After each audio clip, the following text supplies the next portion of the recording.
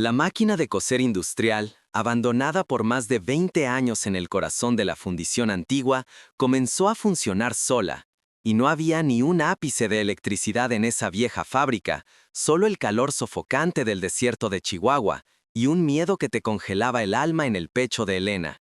El sonido del metal golpeando contra el metal, el clic clic clic rítmico, era el lamento de un alma atrapada, de una costurera que había muerto por la injusticia y ahora cosía para siempre. Y con cada puntada de la aguja fantasma, Elena sentía que su propia cordura se le escapaba.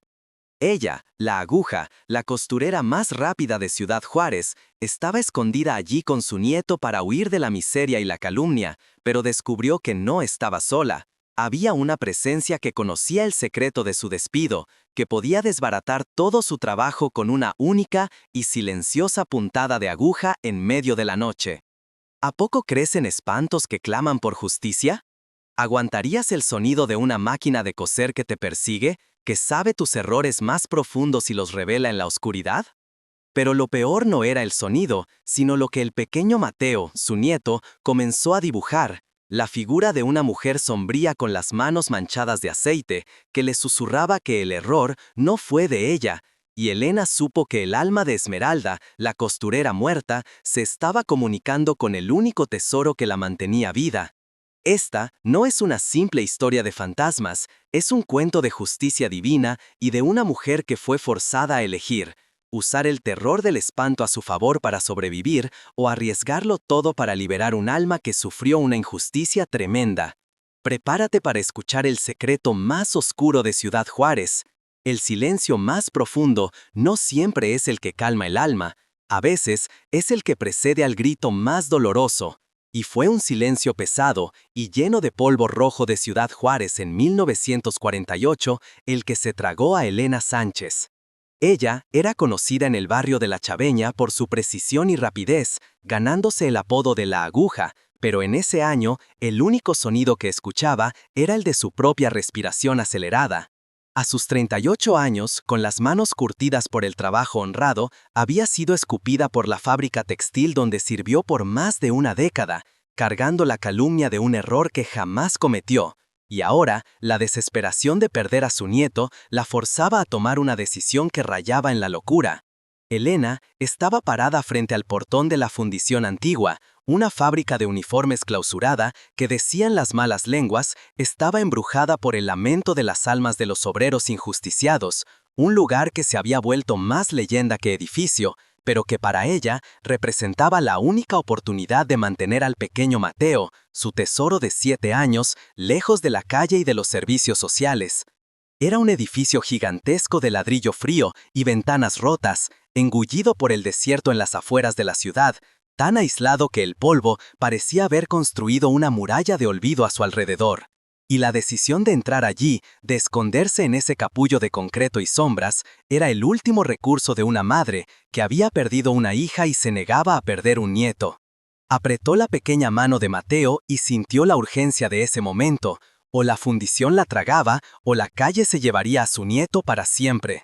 Ese lugar abandonado, con su arquitectura pesada y sombría, no era solo un edificio, era la materialización de la injusticia, un gigante dormido que exhalaba el olor a aceite rancio, hierro frío y años de secretos guardados. Un refugio que le costaría no el dinero, pues no tenía, sino la propia cordura. Elena necesitaba un techo y un lugar seguro para su máquina de coser y su nieto, lo que la calle jamás le daría y lo que la buena fe de la gente le había negado. Se aferraba a su fe, a esa pequeña medalla de la Virgen de Guadalupe que mantenía oculta bajo su blusa, y se repetía que Dios no desampara a sus hijos, aun cuando los caminos elegidos parecieran llevar al infierno. Pero la verdad era que el miedo era palpable, un sudor frío que le corría por la espalda. El pequeño Mateo, con sus ojos grandes y curiosos, ya sentía el cambio de humor de la abuela, la tensión que flotaba en el aire como la electricidad antes de una tormenta en el desierto, y se acurrucaba en ella, buscando la seguridad que solo la presencia firme de la abuela podía darle. La puerta de hierro crujió como un lamento antiguo, y al cruzar el umbral de la fundición, Elena miró hacia atrás, al sol implacable de Chihuahua que ahora parecía un observador distante, y supo que había cruzado la frontera de su vida, entrando en un mundo de sombras y silencio, donde solo su aguja y su fe podrían ser sus aliadas. Ella era la aguja, la costurera de manos ágiles, pero en ese lugar temía que la única aguja que se movería fuera la que cosería su propio destino.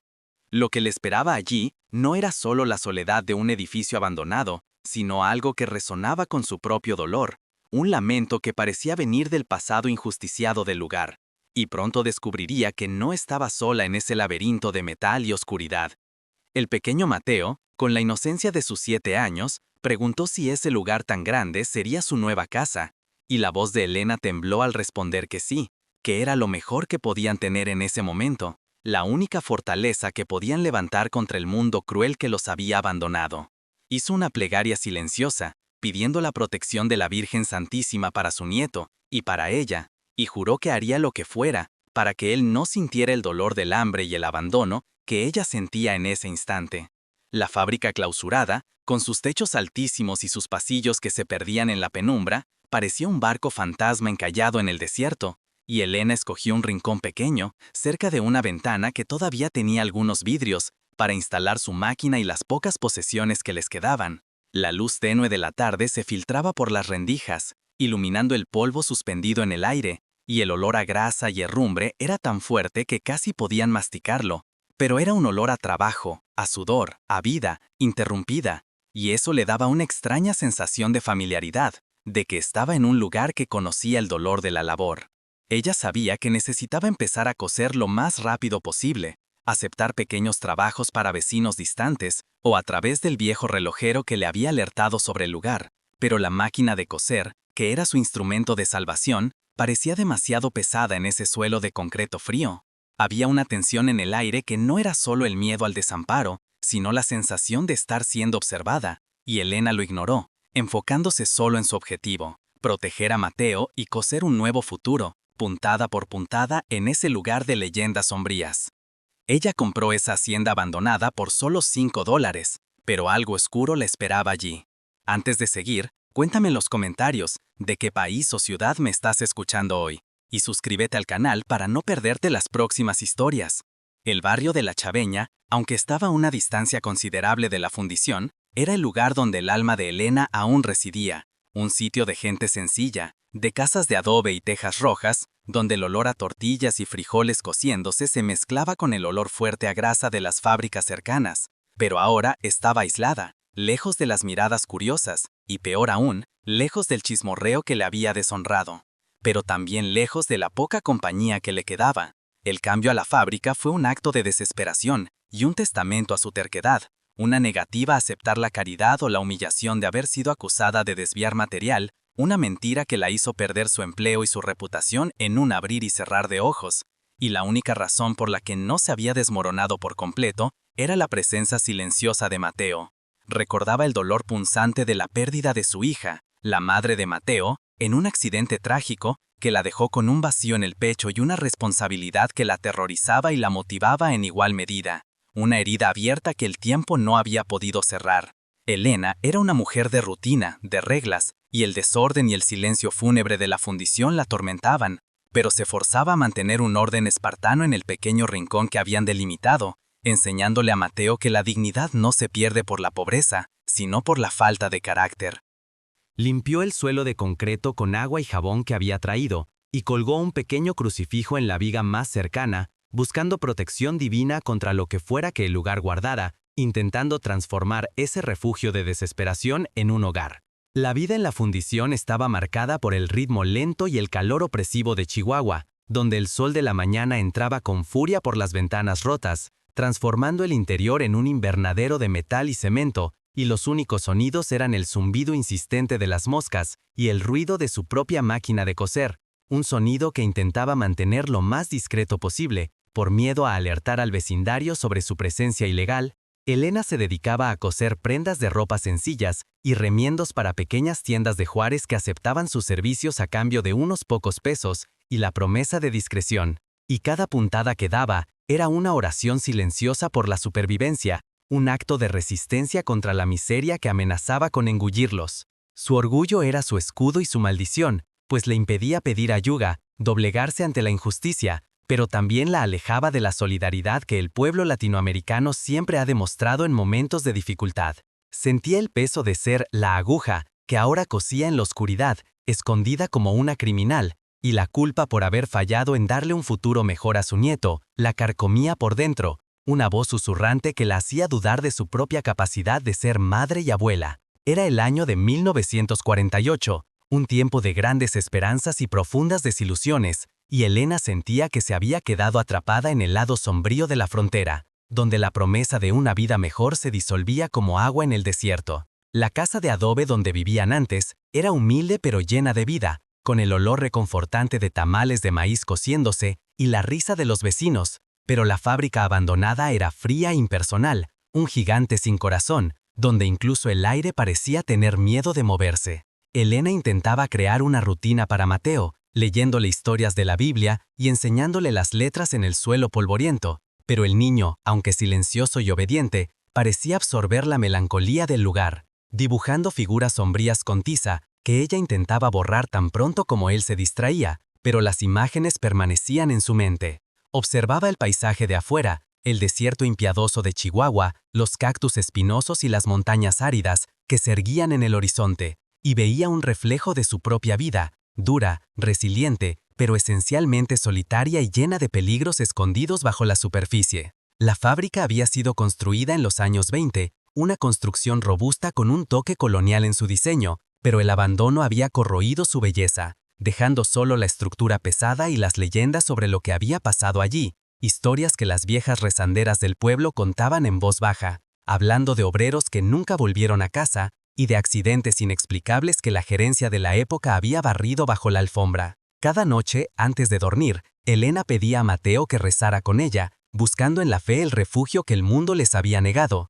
y las palabras del Padre Nuestro eran el único sonido que lograba ahuyentar la sensación de que no estaban solos en ese lugar. Recordaba la sabiduría de su propia abuela, que le decía que los lugares donde hubo mucho dolor e injusticia guardan la energía de esas almas, y que se necesita más que sal gruesa para limpiarlos. Se necesita un acto de bondad o de justicia para que la paz regrese, y esa sabiduría popular latinoamericana resonaba en su mente, mezclándose con el miedo y la lógica. Elena era una mujer práctica, pero la soledad de ese lugar y el peso de su propia culpa la hacían vulnerable a la superstición, al susurro de que tal vez su desgracia era un castigo por haber dudado de Dios en sus momentos de mayor dolor. La rutina de Elena, tan bien establecida en el silencio de la fundición, fue rota por una conversación casual con don Ramiro, el relojero bondadoso del barrio de La Chaveña, su único eslabón con el mundo exterior y el único que le daba trabajo sin hacer preguntas, y esa conversación encendió el evento incitante que cambiaría el rumbo de su estadía allí. Don Ramiro, un hombre de sabiduría popular y ojos cansados, la buscó discretamente cerca del portón, trayendo consigo un saco de provisiones y una mirada de preocupación que Elena intentó ignorar, pero que la golpeó como un puñetazo en el pecho. El viejo relojero, que conocía el barrio y sus leyendas como la palma de su mano, preguntó si no tenía miedo de quedarse en la fundición, y, al ver la firmeza en la mirada de Elena, meneó la cabeza, diciendo que no era el lugar el problema, sino lo que se había quedado atrapado allí, un dolor antiguo que se manifestaba a través del sonido. Habló sobre una costurera, Esmeralda, una joven talentosa que había desaparecido en la fábrica más de 20 años atrás. Una historia que había sido silenciada por el poder de los dueños, pero que el pueblo aún recordaba con tristeza e indignación. Y él la alertó sobre el sonido de la máquina de coser industrial que, según la leyenda, cosía sola después de la medianoche, un lamento que nadie podía detener. Don Ramiro contó que Esmeralda había sido acusada de un error de corte, que le costó mucho dinero a la fábrica y, temiendo la humillación y el castigo, se habría escondido en las profundidades del lugar, donde murió de hambre y tristeza. Pero él dijo que el corazón de un trabajador honesto no descansa cuando la muerte viene acompañada de calumnia, y que la máquina seguía cosiendo para demostrar que el error no era de ella, sino de los patrones. La historia tocó a Elena en un lugar profundo, pues ella misma era víctima de una calumnia que la había llevado a ese lugar sombrío, y sintió una conexión instantánea y dolorosa con el alma de Esmeralda, un dolor que resonaba con el suyo propio, el dolor de la injusticia que mancilla la reputación de un trabajador honesto. El viejo relojero, percibiendo la duda en la mirada de Elena, le aconsejó que hiciera una ofrenda al alma de Esmeralda, que encendiera una vela y pidiera la intercesión de la Virgen de Guadalupe, un gesto de respeto y de fe que, según él, podría calmar al espíritu inquieto de la costurera muerta. Le dio un pequeño escapulario y la dejó sola, diciendo que la fe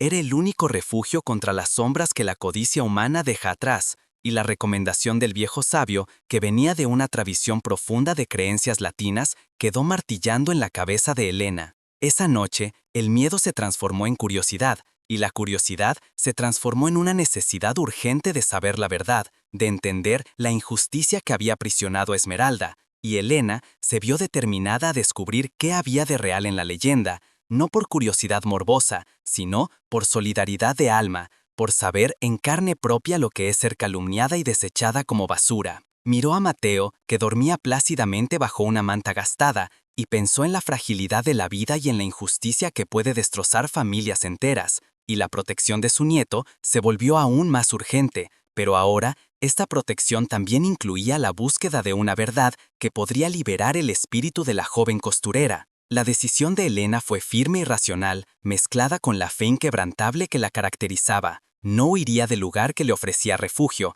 pero tampoco ignoraría el lamento que resonaba con su propio dolor, y resolvió investigar a fondo la historia de Esmeralda, no como una cazafantasmas, sino como una mujer en busca de justicia, una búsqueda que la haría confrontar sus propios miedos y su propia culpa. La primera noche después de la conversación con don Ramiro fue larga y llena de tensión, con la oscuridad de la fundición pareciendo aún más densa y cargada de secretos, y Elena apenas podía cerrar los ojos, oyendo cada crujido del metal y cada soplo del viento que entraba por las ventanas rotas. El olor a aceite de máquina y hierro frío, que antes era solo una molestia, se transformó en un presagio, un olor fuerte e inexplicable que parecía emanar del suelo de concreto, y sentía un escalofrío en la nuca que no era solo el frío del desierto, sino la sensación de una presencia invisible que se movía en las sombras, observando sus pasos y su máquina. Alrededor de la medianoche, el silencio de la fábrica fue roto por un ruido sutil, pero inconfundible, el sonido de una máquina de coser industrial, un clic-clic-clic rítmico y constante que venía de las profundidades del salón principal, un sonido antiguo y potente que resonaba en las paredes vacías de la fundición, y la precisión del ruido la hizo contener la respiración, pues ella conocía ese sonido de memoria, el sonido de una máquina que funciona perfectamente, sin fallas, sin la excitación humana. Elena se levantó lentamente, el corazón latiéndole fuerte en el pecho, y miró a Mateo, que, para su alivio, dormía profundamente, pero el ruido era tan fuerte que temía que se despertara en cualquier momento y sintiera el terror que la había paralizado. La curiosidad y el miedo se mezclaron en una urgencia fría, y Elena, encendiendo un lámpara de queroseno, decidió ir en dirección al sonido, caminando por los pasillos oscuros de la fábrica, donde la luz tenue danzaba en las telas de araña y en las sombras fantasmagóricas de la maquinaria abandonada. El clic, clic, clic parecía llamarla, una melodía macabra que la atraía hacia el misterio, y podía sentir la vibración del suelo de concreto, el ritmo de la costura que parecía tener una vida propia, una cadencia que hablaba de trabajo ininterrumpido y de un dolor sin fin. En el camino, pasó por el taller de corte de la antigua fábrica, un lugar grande y lleno de mesas de madera gigantescas, donde encontró la primera anomalía que la hizo dudar de su cordura. Sobre una de las mesas había un retazo de tela, no uno de los suyos, sino un pedazo de lana gris, usado para uniformes, y en él una costura idéntica y perfecta, un trabajo de precisión que la hizo pensar en su propia obsesión por la perfección. Pero la costura estaba hecha con un hilo de seda que ella nunca había visto. Se acercó a la mesa, la lámpara temblando en sus manos, y examinó el retazo, la costura pareciendo desafiarla, un trabajo impecable,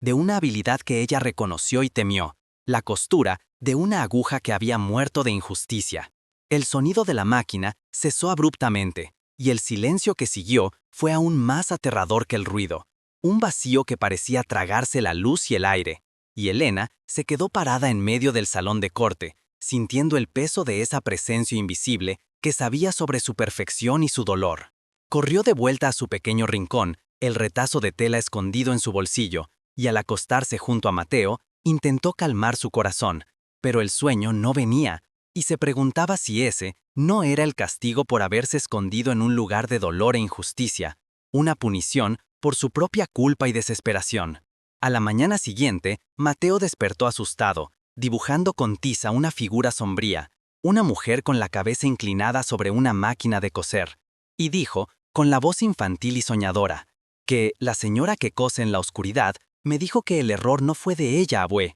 el error es del patrón. Y el terror golpeó a Elena con la fuerza de un rayo, pues el niño había dicho lo que don Ramiro le había contado, y supo que el espíritu de Esmeralda se estaba manifestando, no solo para ella, sino para su nieto, y que la injusticia del pasado estaba saliendo a la luz a través de la inocencia del niño. Cuando Rosa escuchó ese llanto que venía del sótano de la hacienda, supo que no estaba sola en ese lugar. ¿Y tú, qué hubieras hecho en su lugar? Déjamelo en los comentarios. La certeza de la presencia de Esmeralda y el hecho de que el alma injusticiada se estaba comunicando con Mateo puso a Elena en un estado de alerta y de profunda preocupación, y se vio dividida entre la necesidad de proteger al nieto del miedo y la urgencia de ayudar al espíritu a encontrar la paz, una batalla que se libraba entre la lógica y la fe, entre la supervivencia y la justicia moral. Buscó nuevamente a don Ramiro, contándole sobre el retazo de tela y las palabras de Mateo, y el viejo relojero confirmó sus temores, diciendo que el espíritu de Esmeralda estaba agitado y que el lamento de la máquina era una plegaria por justicia, un intento desesperado de probar su inocencia, pero la alertó sobre el peligro de involucrarse con almas inquietas, especialmente aquellas que murieron con rabia. El consejo de don Ramiro era sencillo, enraizado en la tradición del pueblo latino, pedir la bendición de la Virgen de Guadalupe y hacer la ofrenda, pero le advirtió que a veces la única forma de calmar un alma es completar su tarea incompleta, y la tarea de Esmeralda era exponer el error que la había matado. Determinada a entender, Elena usó la luz de la lámpara para hurgar en la parte más antigua y abandonada de la fundición, los depósitos y sótanos donde el polvo y el moho se acumulaban desde hacía décadas, y, en un rincón oscuro y húmedo, cerca de una antigua caldera desactivada, encontró un pequeño hueco en el revestimiento de una pared de adobe, y dentro, cuidadosamente envuelto en un paño descolorido, había un diario antiguo, de tapa de cuero y páginas amarillentas. El olor a papel viejo y moho era fuerte, pero Elena lo abrió con manos temblorosas y comenzó a leer, encontrando la voz de Esmeralda, la joven costurera, que registraba en detalle su vida en la fábrica, su pasión por la costura, su fe ingenua y finalmente su agonía y su miedo a ser acusada por un error de corte que ella insistía que no era de ella. El diario era un testamento de dolor e inocencia, y Elena sintió las lágrimas correr por su rostro al leer las últimas páginas, donde Esmeralda relataba haber sido encerrada en el sótano por un capataz cruel que no quería que el error fuera expuesto y la dejó morir de hambre y desesperación, y mencionaba un fallo de corte fatal en los uniformes que la fábrica estaba produciendo, un defecto que, si se revelaba, costaría millones a los dueños. El descubrimiento del diario intensificó la amenaza, pues ahora Elena sabía no solo que el espanto era real, sino que guardaba un secreto peligroso, un secreto que el tiempo y el poder habían intentado enterrar. Esa noche, la máquina volvió a coser, pero esta vez no era solo el sonido. La presencia estaba más cerca, y el olor fuerte a aceite y hierro invadió el pequeño rincón donde dormían. Elena estaba despierta y vio con horror su propia máquina de coser, su instrumento de trabajo y salvación, comenzar a vibrar, y cuando la luz de la mañana llegó, encontró sobre la mesa las telas que ella acababa de coser, todas deshechas, con las puntadas cortadas, exponiendo un pequeño error en su propio corte, una falla minúscula que ella había cometido y que le había costado el empleo, como si el alma de Esmeralda se estuviera burlando de ella, o peor, señalando que conocía su culpa y debilidad. La presión aumentaba, no solo de lo sobrenatural, sino también del mundo exterior. El capataz de la antigua fábrica, un hombre llamado Ramón, que ahora trabajaba como seguridad en el barrio vecino, comenzó a rondar la fundición, atraído por las luces que Elena encendía por la noche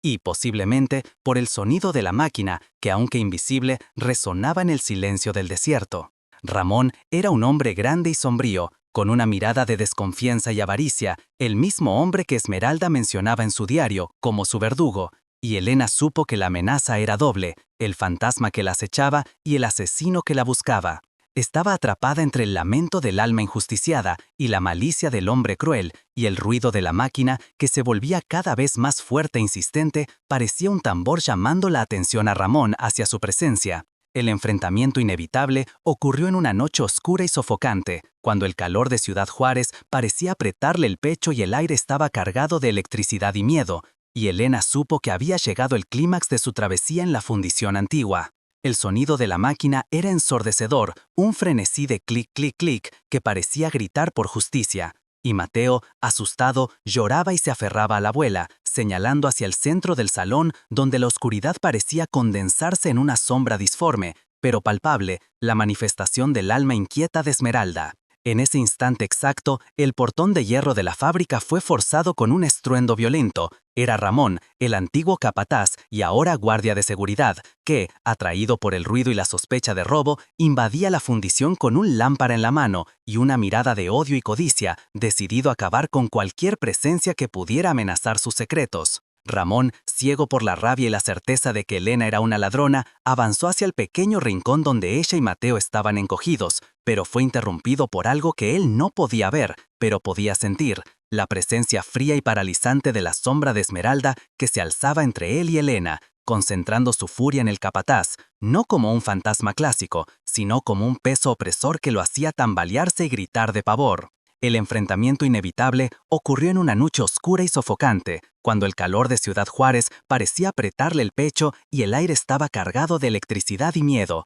y Elena supo que había llegado el clímax de su travesía en la fundición antigua. El sonido de la máquina era ensordecedor, un frenesí de clic, clic, clic que parecía gritar por justicia, y Mateo, asustado, lloraba y se aferraba a la abuela, señalando hacia el centro del salón, donde la oscuridad parecía condensarse en una sombra disforme, pero palpable, la manifestación del alma inquieta de Esmeralda. En ese instante exacto, el portón de hierro de la fábrica fue forzado con un estruendo violento. Era Ramón, el antiguo capataz y ahora guardia de seguridad, que, atraído por el ruido y la sospecha de robo, invadía la fundición con un lámpara en la mano y una mirada de odio y codicia, decidido a acabar con cualquier presencia que pudiera amenazar sus secretos. Ramón, ciego por la rabia y la certeza de que Elena era una ladrona, avanzó hacia el pequeño rincón donde ella y Mateo estaban encogidos, pero fue interrumpido por algo que él no podía ver, pero podía sentir, la presencia fría y paralizante de la sombra de Esmeralda, que se alzaba entre él y Elena, concentrando su furia en el capataz, no como un fantasma clásico, sino como un peso opresor que lo hacía tambalearse y gritar de pavor. El foco de la sombra no era Elena, sino una pila de telas escondida bajo una lona gruesa en el rincón más oscuro del salón, el lugar exacto donde Esmeralda había sido encerrada. Y el dilema de Elena se materializó en ese instante de terror. Ella podía usar el miedo de Ramón, la parálisis que el espanto le imponía, para huir con Mateo y asegurar su supervivencia, dejando que el secreto de Esmeralda continuara enterrado. O podía arriesgar su propia vida para finalmente exponer la injusticia y darle paz al alma de la costurera muerta, un acto de justicia que la redimiría de su propia culpa y calumnia. La elección fue rápida e instintiva, impulsada no por el miedo, sino por el fuego de la indignación. La dignidad de Esmeralda y la verdad eran más importantes que su propia seguridad, y Elena, agarrando el diario en su bolsillo, corrió hacia la pila de telas que la sombra señalaba, gritándole a Ramón en medio del frenesí de la máquina que ahora parecía un rugido. «¡Órale! Esmeralda necesita descansar. El error no fue de ella, fue del patrón». Tiró de la lona con todas sus fuerzas, exponiendo los uniformes con defecto escondidos allí, la prueba material del error de producción que la fábrica había intentado encubrir por más de 20 años, el secreto que le había costado la vida a una joven inocente. Al rasgar la tela de uno de los uniformes, revelando el corte incorrecto, el sonido de la máquina se detuvo abruptamente, y la sombra se disipó en una ráfaga de aire frío, dejando atrás un silencio absoluto y una sensación de paz súbita que invadió el salón, mientras Ramón caía de rodillas, confrontado por el secreto que él había guardado por décadas. El silencio que siguió al clímax fue más elocuente que cualquier ruido, un silencio que anunciaba el fin de un tormento y el inicio de una nueva jornada. y Elena, sujetando a Mateo firmemente en sus brazos, vio a Ramón, el antiguo capataz, encogido en el suelo, forzado a enfrentar las pruebas de su cobardía y avaricia. La sombra se había ido, llevándose consigo la angustia de Esmeralda, y una paz profunda se apoderó de la fundición, un alivio que parecía venir del suelo de concreto, una gratitud silenciosa del alma liberada. Elena no perdió tiempo. Con Mateo y el diario de Esmeralda en mano, huyó por la oscuridad de la noche, dejando atrás al capataz y al edificio, pero llevando consigo la prueba irrefutable de la injusticia que había matado a la costurera y manchado su propio honor. En los días que siguieron, la noticia del secreto de la fundición antigua se esparció por Ciudad Juárez, no solo por el chisme, sino por la fuerza de la verdad revelada por Elena y el diario de Esmeralda. Elena, con la ayuda de don Ramiro y de un abogado honesto, usó las pruebas para limpiar su nombre, demostrando que su error de corte, que causó su despido, no era nada comparado con el error que la fábrica había intentado esconder con la muerte de una joven. El escándalo forzó a la antigua gerencia de la fundición a ceder, y Elena, aunque no se hizo rica, recibió una pequeña indemnización y el reconocimiento público de su inocencia, una victoria moral que valía más que todo el dinero del mundo. La costurera, que se había escondido como una criminal, resurgió como una heroína de su pueblo. Elena y Mateo dejaron para siempre la oscuridad de la fábrica, encontrando una casa sencilla y iluminada, donde el olor a tamales y chocolate caliente reemplazó el olor a aceite y herrumbre, y donde la única máquina de coser en funcionar era la de Elena, bajo la luz del sol y no más bajo el lamento de un fantasma. La redención de Elena no vino de la riqueza, sino del coraje de enfrentar el miedo y de luchar por la verdad, limpiando su nombre y el nombre de Esmeralda, probando que la bondad y la justicia prevalecen sobre la codicia y la calumnia. Nunca más escuchó el clic, clic, clic de la máquina, pero el sonido de su propia máquina ahora era una melodía de gratitud, un símbolo de su libertad. El dolor de la pérdida de su hija y el trauma de su propia humillación no desaparecieron, pero la carga se volvió más ligera, pues había honrado la memoria de Esmeralda y protegido a su nieto, mostrándole que la familia y la conciencia limpias son el verdadero tesoro. Ella era la aguja, la costurera que unió los hilos de la justicia. Esta historia nos enseña que incluso en los lugares más sombríos y solitarios, la fe y el coraje de una mujer pueden transformar la maldición de una injusticia en una bendición de redención. Elena encontró su refugio, no en la huida, sino en el acto de enfrentar la injusticia y de honrar la memoria de quien sufrió. Si esta historia te llegó al corazón, compártela con alguien que necesite escucharla, y suscríbete al canal para seguir esta jornada conmigo.